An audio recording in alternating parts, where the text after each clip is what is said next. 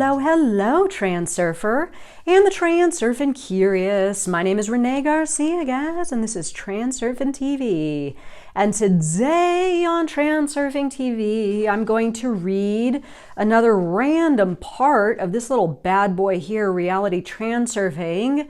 This is number 5, Apples Fall to the Sky. This book is, I don't even know how to describe it. It's like... I'm at a loss for words. It's a little over 100 pages, but the power and the significance of the words in this book are beyond anything that I've ever seen anywhere. It's just consolidated knowledge for your reality creation practice that can't be compared to anything else. It is otherworldly. This book is otherworldly. There are parts of this book that I read at times and it makes me want to cry because it's just so, if you're really curious, go get it. Go get it. Treat yourself and get this book. So today I'm going to read just a random section. I have no idea what it's about. It starts off with something about my world, so I'm assuming that it's going to be a my world is taking care of me bit. But before I get into it, let me remind you to like this video and subscribe to this channel and comment below with any questions or comments. Join us on the Facebook group, the International Transurfing Institute Facebook group. Follow me on Instagram, reality_transurfing, and course links down below. We have got a bunch of courses. We've got a bunch of new bundles. We have this new bundle called the Money Club, which is the Reality Transurfing Concepts Tufty 2.0 and the Money Course. It's pretty powerful. There is the Reality 2.0 Standard without any of the bonuses now available if you just want to learn the concepts. But I'll put the link to all the courses below and check it out if you have the interest to do so. Okay, so I'm going to just start reading. I have no idea how long I will read for. I will read to a place where it feels natural to stop, and then I will kick in my 2 cents. No matter how things go, I'm going to start here. The job entails the following. When encountering any circumstances, even the most insignificant, keep repeating the amalgam phrase in any situation, no matter what happens, good or bad. If you encounter luck, do not forget to confirm to yourself that the world is indeed taking care of you. So obviously he's talking about my world is taking care of me. State this affirmation whenever you experience something nice, no matter how small. When you experience an unfortunate circumstance, keep repeating to yourself, regardless, that everything is just the way it should be, according to the principle of coordination of intention. No matter how things go, your reaction must be the same throughout, that your world is taking care of you in any case. If you got lucky, pay particular attention to this. If not, follow the coordination of intention principle, and you will always remain on a successful lifeline. After all, you don't have to know what hardship the world is guarding you against and how it is doing it. Just entrust yourself to the world. You must learn to trust the world. When people find themselves in a difficult situation, they have pronounced tendency to count on their own power rather than a favorable concurrence of circumstances. A grown-up child stubbornly bangs on, "I'll do it myself." So the world puts him down on the floor and gives him the opportunity to cope on his own. Of course, my darling, now run along on your little feet. Thaw the ice of distrust. Oh my God, isn't that beautiful? Thaw the ice of distrust. Whenever you encounter a problem, even the smallest one, tell yourself, "I allow the world to take care of me." That doesn't mean you should do nothing at all and just sit on your hands. I'm talking about getting used to the thought that everything must turn out for the best by itself by default. The mirror will flawlessly reflect your idea. Let it be exactly the way you think. Get yourself into the habit of allowing the world to take care of you, from trifles to the most important issues. Let's say you left your house without an umbrella and it looks like it will start raining any minute now. There is no need to go back. Tell yourself, my world and I are going for a walk. Say to your world, you'll take care of me, won't you? And it will certainly reply, all right, my darling. You can go ahead and put your trust in the fact that your world will take care of you. It won't start raining, and if it does, your world will provide you with shelter just in time. However, in case of failure, do not take offense because the world did not take care of the situation. Oh my God, I'm getting emotional here. I resonate so deeply with this now. It's quite amazing. Okay, however, in case, do not take offense because the world did not take care of the situation. If you had your doubts regarding that, don't forget that you are standing in front of a mirror. Your perception of the world is reflected down to the smallest detail, no more, no less. Don't get too upset, or even worse, try fighting your doubts. It's useless. Leave some room for mistakes and failures. The most important thing is to keep going in the same general direction. Actually, you can trust the world with many things if you let it take care of you. You can deal with your problems on your own. Give them to the world. The world has immeasurably more opportunities to solve them than you. For example, you cannot escape all dangers with the help of your intention because the layers of your world intersect a lot of other layers that belong to others. Instead of directing your intention at your safety, direct it at shaping your world. To be a world that takes care of you and protects you, then the intention of your world will take over. Depending on what worries you most, you can choose a special amalgam. Something like this, for example, my world picks out only the very best things for me. If I'm going with the flow of variance, the world is moving towards me with my intentions. I myself shape the layer of my world.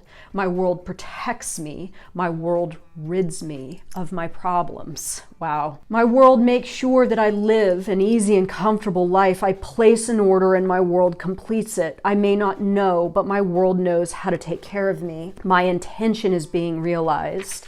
Everything is leading towards it, and everything is going according to plan. Or you could come up with a new personalized amalgam, or even several. The main thing, I repeat, is to arm yourself with patience and never get tired of stating the amalgam phrase whenever there is an opportunity to do so. Persistence is only required in the beginning. Until you develop a habit, then it will all be plain sailing from there. This simple technique contains such a powerful force you've got no idea. By controlling your attitude towards the world, you are controlling reality. The dual mirror will materialize those areas in the space of variations, or the alternative space, where the world is always taking care of your welfare. With time, you'll shape a rather comfortable reality for yourself. Prepare yourself because a magnificent cascade of pleasant events is waiting for you. I say this without the least bit of exaggeration.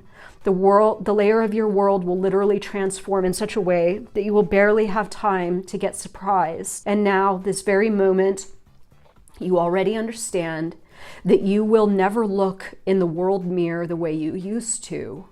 You have just experienced the winds of changes arising.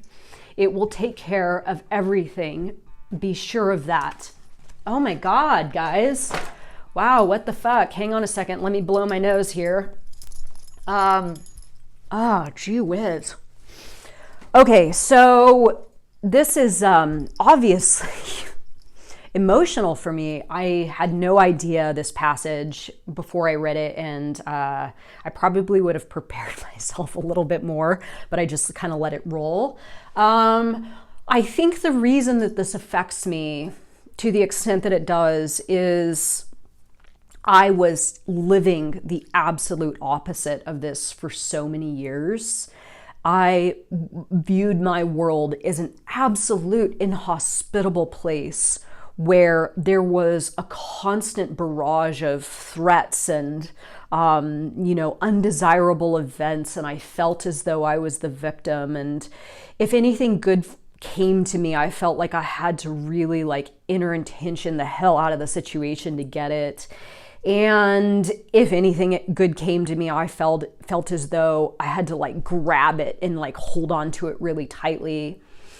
I was that person grabbing my world by the fucking throat, you know, to the extent that my world had me by the throat. My world had me by the throat, and we were in a lock. And it was, you know, a few years of me really living in this mode in a hardcore way that I'm so happy that this has happened, because I got myself to a point where I was like, you can't live like this. You can't live with your world grabbing your world by the throat and your world having you by the throat in turn.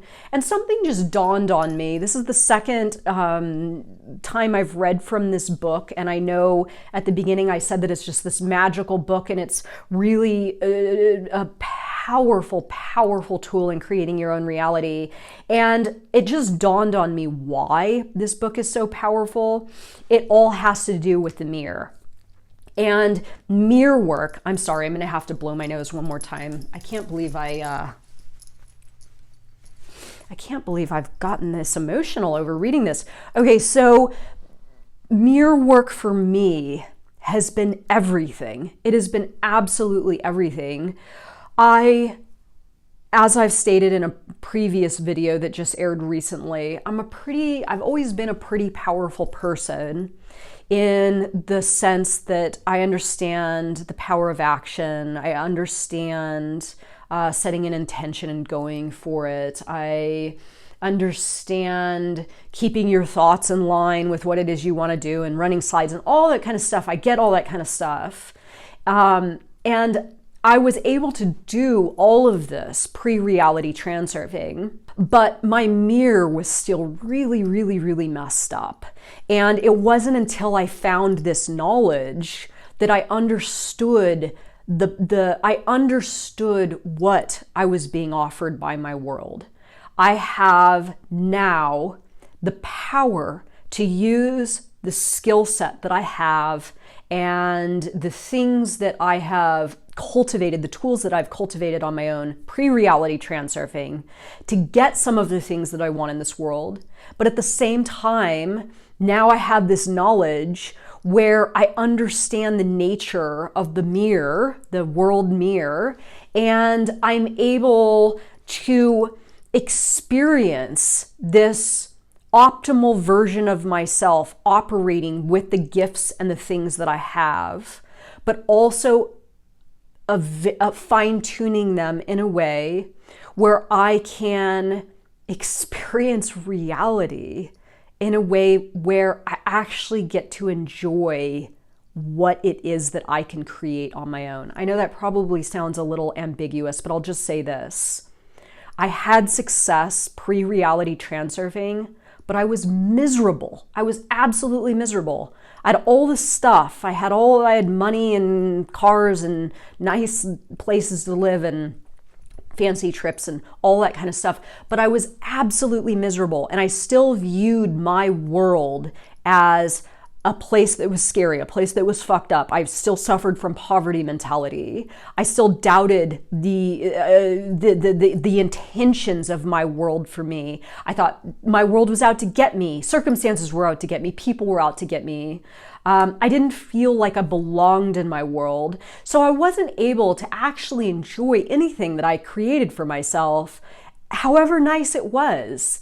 And now, since I found this knowledge, it's like the gates have been opened before me where I actually get to live a version of reality where I have what it is that I want, and I also love life.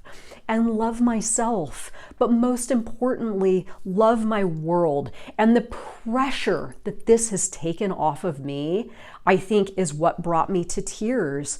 I was operating in a way that was so unpleasant, and my world was presenting to me an image that was so fucking unpleasant. And I didn't feel as though anything had my back. I had to protect myself, and everything was a battle. So now this idea, and this is my amalgam saying, right? My world is taking care of me. Everything is going according to plan. Things are working out beautifully and will continue to do so with ease.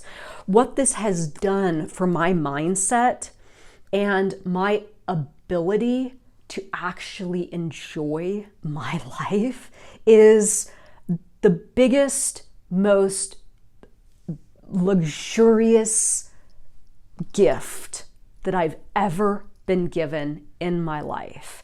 And it took me a little bit of time to actually feel that I was worthy and deserving of this. I have definitely been one of those people that felt as though good things were only meant for other people and not me. And I had to settle into this idea that my world does want to give me everything, an easy time, all the things that I want, a pleasant and luxurious experience of reality. But first, I have to be in a position to take that stuff, right? I have to be in a position to take that stuff. And I have to be in a position as well to project all of these ideas to my world, right? I have to believe first, my world is taking care of me.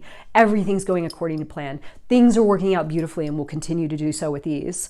Until I learned the power in me holding that and embracing that, things didn't actually begin to transform. So, I was like 10 years of therapy in a 17-minute video for me. God damn.